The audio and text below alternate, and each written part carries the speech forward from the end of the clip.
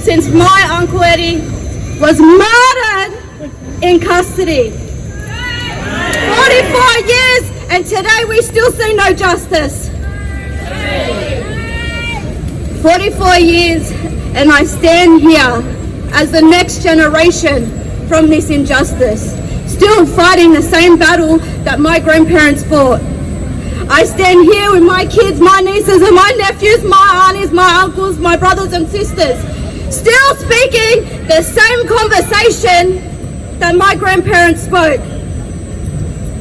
When I get up here, I stand not only with everybody here, but I stand with my ancestors. My strength comes from my ancestors. I stand up here and I speak the truth of the hurt and the pain and the trauma that they cause our people. Still today, we suffer. Still today, our people are dying at a high rate. Over 400 recommendations into Royal Commission and not one has been implemented. Our babies are still being murdered by these coppers. Our babies are still being chased on these streets. Where are we safe in our own country? Because we're not safe here. We're not safe here. His name joins a long list of our people whose lives have been stolen by the state, neglect, and people that won't hold these police officers and corrective officers to account. In the early 1980s, I marched through these very same streets of Sydney with my Indigenous and non-Indigenous brothers and sisters in the struggle for justice for Aboriginal people. We demanded a Royal Commission be set up to investigate why Eddie Murrie, a 21-year-old Gamilaraay man, was found hanging in the police lockup at Wee Waa. Eddie had been arrested for public drunkenness while trying to re-enter the hotel where the white publican was more than happy to sell sly grog to Aborigines who lived on the edge of town in what they called back then reserves in their own country. Alcohol that the white man introduced to the Aboriginal culture along with strychnine and arsenic in their flour for making damper and arsenic in their waterholes so they could kill them off. Alcohol which many Aboriginal people today and back then used to bury the very pain that losing their land, their children, their culture, their very reason for existence. So shame on you, Australia. We're not going anywhere. I'm still here. I'm still fighting for my Uncle Eddie Murrie. You say his name. Eddie Murrie. Eddie Murrie. Eddie Murrie. 90 minutes after Eddie was arrested by the coppers, surprise, surprise, he was found hanging in his cell by Wee Waa Sergeants of Police, Sergeant Mosley and Sergeant Page. They claimed that Eddie had hung himself. But why would Eddie have done that?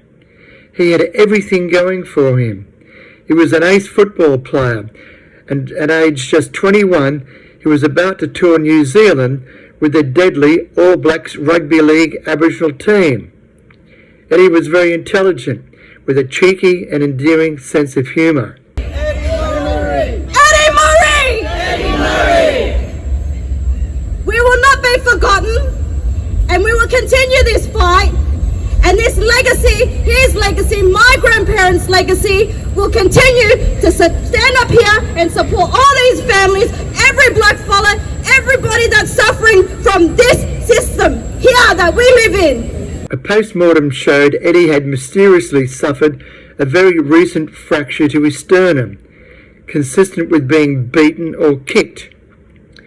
But the white man's court delivered an open verdict for his death, as has kept on happening for 609 Aboriginal deaths in custody since the Royal Commission delivered its recommendations to the Australian Government in 1991. 609 deaths in custody. No coppers or white screws have been charged for any of those deaths. We will not be silenced. I will stand up here until my time is ready to go. I will stand up here and put my life on the line for my people, for my babies, for us to continue to survive, because that's all we know. All we know is how to survive. We don't know how to fucking live because we're living in fear!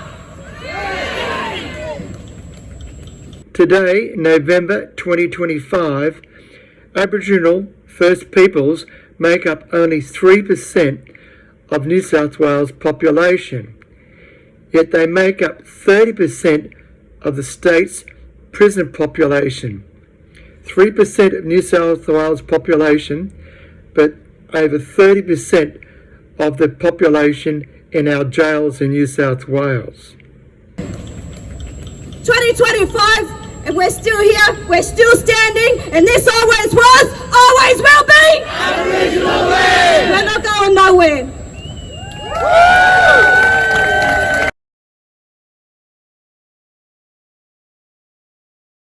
Exactly. Well, it was a small amount of gas. We honour Stanley today in spirit, and we stand with the family in strength.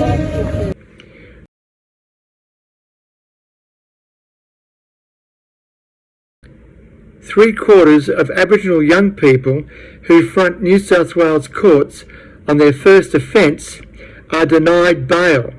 Pause and think about that, what it means to be a young Aboriginal person on your first offence to be denied bail in a white man's court.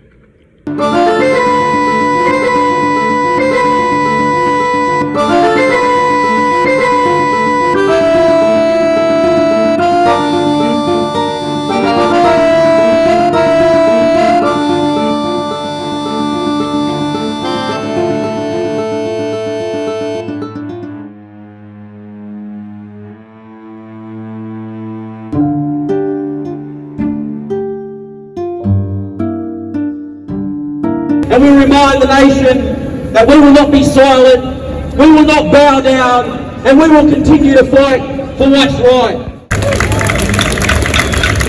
You're young, you fear the white coppers because ever since you were a child, you've heard horror stories about the white cops and what they can do to you, the power they have. You're left in the lockup, bare and dirty cells surround you, bars to stop you getting out.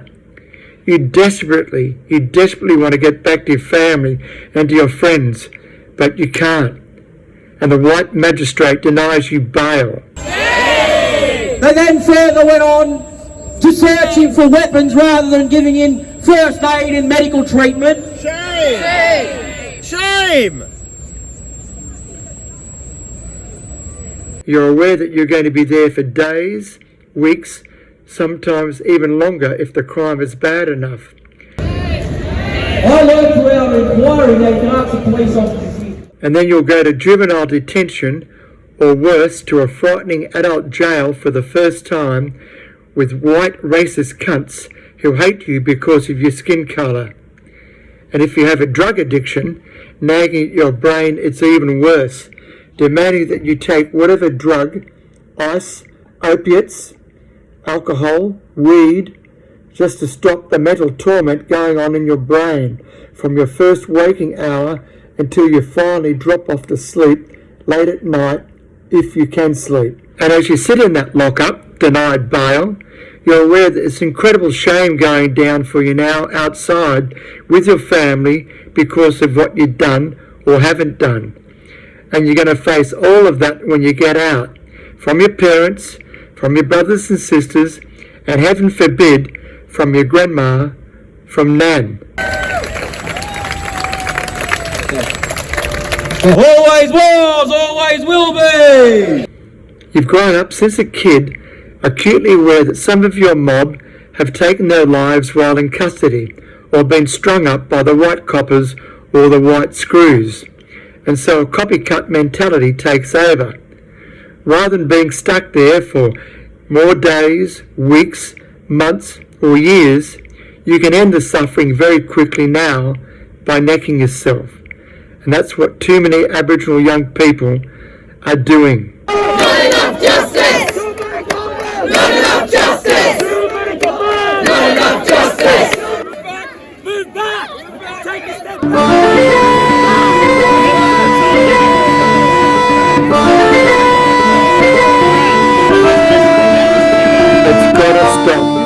and it's got to stop now.